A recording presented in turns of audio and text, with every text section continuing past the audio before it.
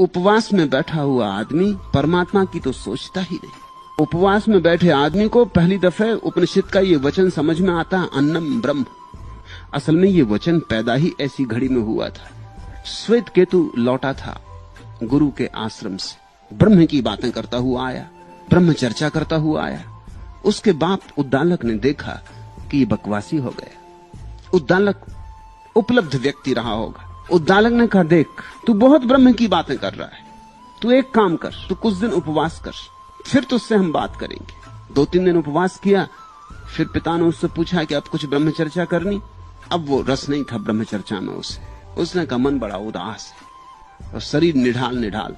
कहा कि ब्रह्म चर्चा, भोजन की याद आती। कुछ देर और पिता ने कहा तू और उपवास कर 2-4 दिन। सप्ताह बीतते बीतते ब्रह्म बिल्कुल विदा हो गए। भूखे भजन न होई गोपाला। अब कहां गोपाल? तो बाप ने कहा अब तू बोल, अब तेरे मन में किसका विचार उठता है? ब्रह्म का विचार उठता है? उसने कहा ब्रह्म इत्यादि का कोई विचार नहीं उठता, बस अन्न ही अन्न का विचार उठता है। तब बाप ने कहा था अन्नम ब्रह्म, अन्न ब्रह्म है।